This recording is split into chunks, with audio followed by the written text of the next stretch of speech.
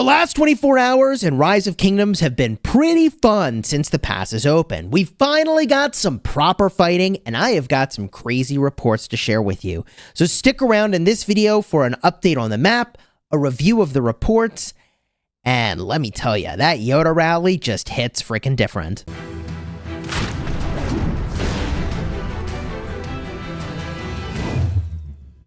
Hello my friends and welcome back. I'm Chisgule Gaming, and today's video is sponsored by the makers of Rise of Kingdoms, and I just wanted to give you a quick update on how the battling has been going since these passes opened. You see, the weird thing about the Warriors Unbound KvK is that one day we had the level 5 passes open to this huge zone, and then literally the next day the level 6 passes open where we get some big combat. Now, we could have had fighting in this zone over here, except the 254 war camp has pretty much been chilling in their zone.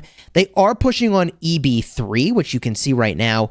So technically our war camp is fighting two war camps simultaneously, battling against the 254 camp and also battling up in the north. And the north is where the majority of our tension has been. Now, there are some funny little side missions we're doing, like running all the way down 10 to 15 minutes from our pass to burn forts and cause some havoc. Our main objective, I would argue, which is something you can figure out if you're on the opposing team here, is to just cause a bunch of havoc here and make them need to react to us so that our allies over here have an opportunity to get a little bit of breathing room. So 1302 and 1175, our allies, are battling against 846, and they have been at this pass for a long, long time. I don't know who got the pass first, but Mimi has a hold of it, and I think they've just been holding it for a really, really long time. There are so many marches here that it is literally taking time to even load the pass in and the rally in at all. Now remember, this is a Warriors Unbound KvK, which is super relevant. You can get this item called an artifact, and when you equip that to a secondary commander, it switches every skill on that commander to, say, a desired troop type instead. So you can take, for example, what do we have here? Pakal paired with who? Let's find out.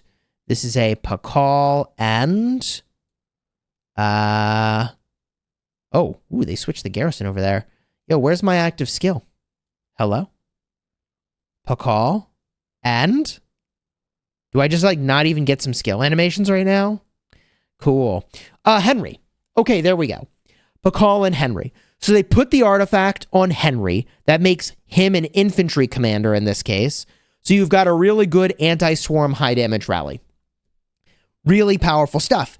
I've seen a lot of other crazy rallies, and I'll show you some crazy rally reports. Before I do that, ooh, here comes the counter rally. Okay, this is where things get spicy. See, what happens is you launch a counter rally, then you have everybody charge in, then you swarm the rally's probably going to pop. It's very difficult to deal with this. We even stopped swarming the counter rallies because it was so hard to keep your rally going that we figured, just get good trades against the marches on the field. There's no way this rally keeps going. And there it is. Even against 846, which is a huge kingdom and a top kingdom in the game, it's very hard to keep your rally up under the pressure of 30 to 60 marches plus a counter rally. I just don't know that it can be done. So we stopped swarming counter rallies personally because the trades kind of sucked. We instead swarmed the marches on the field. And I tried to fill the rally, but every single time I failed to do so, quite frankly. So if we make our way back over to our zone, this is where yesterday I was streaming, and we had some crazy reports on this pass. And the reason we had crazy reports on the pass is that we didn't own it initially. We kind of lost the luck of the draw there. Basically, the last person who hits the pass captures it. So the opposing side got the pass first. That's good news, bad news. You see, the bad news is we didn't have the pass. But the good news is that we got to double rally the pass over and over and over. And it started with a couple single rallies just to kind of test the water. And then I was like, hey, can we double and like buff our rallies and really get this going? Because they did achieve a fair amount of stabilization. In fact, over the course of the rallies, I would say they got more and more stable. And then finally we were able to really punch through as we honed our doubles. So here you can see a Tara Gibbons Yard with Zhuge Liang rally. You use the artifact on Zhuge Liang, he becomes an infantry commander, and GG, 1.6 million dead to 3.5 million dead. Next rally, Tariq ibn Ziyad with Zhuge Liang, 1.6 million dead to 3.8 million dead. Brutal. From here, Tariq ibn Ziyad with Zhuge Liang, 463,000 to 772,000. At this point, I think they started swarming the rally properly and our trading evened out. Then we tried a couple other things. We tried a Justinian with Nevsky. Now, this is a pure Cav rally. And yeah, Justinian is good. 587 to 944. From there, we did a Justinian and Pakal. This did notably worse. 632,000 to 546,000. I think this was the worst trade on the day.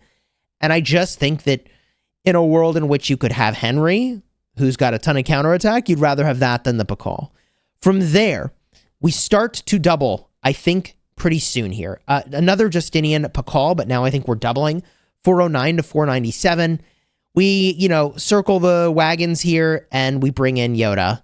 Now we try an archer rally. Zhuge Liang archers with Justinian as an archer commander. 519 to 852. Okay, things are getting interesting. From there, Henry with Justinian. 592 to 1.3 million. Now it's getting spicy. Justinian flipped over to an archer, Henry primary. Okay. From there, Henry Justinian again, 531 to 1.4 million deads. This is getting pretty brutal. From there, 542 to 1.5 million deads. Now we're buffing our rallies with Trajan, and I think there's a Constantine. Okay. Then we rally again, 565 to 1.3 million. Oh, and by the way, we are double rallying, and the double rally is insane. I covered those reports in the stream. Obviously, I'm not in both rallies, so I don't have all those reports to show you. But you can rewatch the stream. I'll have a card in the end screen when we get to that. Absolutely monster damage. 565 to 1.3. This Yoda rally is the tanking rally, by the way. So the other rally is trading 5 for 1, 10 for 1. Totally crazy trades. And then we get this monster report. 743 to 2.8 million deads. GG, man. These reports are freaking huge. We do it again. 576 to 1.9 million dead troops. And we finally get the pass 594,000 to 2.16 million dead troops for the defenders. Now, I appreciate that they're probably filling with farms. I appreciate that they're probably using siege units. But that is a positive trade, no matter how you slice it. And how is it that we're getting such positive trades with a rally here? Well, I mean, it turns out that Yoda's armaments are really good. Balanced, hunter, combo, primed, alert, daring, militant with 2 legendary inscriptions. So that's 1, 2, 3, 4, 5, 6, 7 inscriptions. Okay, you understand this? 7 inscriptions on 4 armaments. So there's 1 armament that has 1 inscription, and all the other ones are double inscriptions, which is nutty. He's also got 12.2 archer attack, 8% archer defense, 3.3 health, and 1.6 all damage.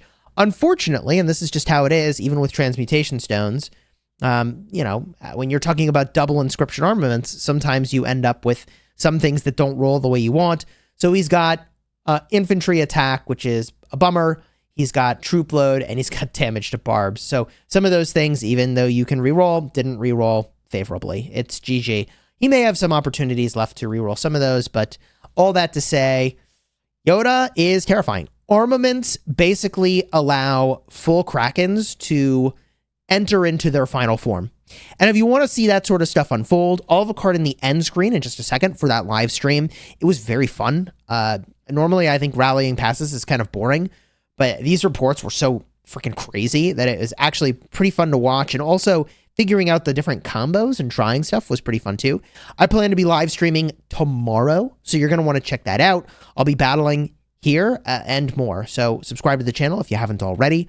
Today, I'm kind of taking it chill and fighting in the field when, you know, there's opportunities to get some good fights. Look like I can step out now and get a few good hits here. I've pulled down about 20 million kills at this point, which is not a ton, but not a tiny amount either. And by the way, Trajan with Skippy Prime is working exactly how I thought it would. It is freaking awesome. Loving that march. Whew. All right, friends. Until next time, you have fun smashing the kingdom.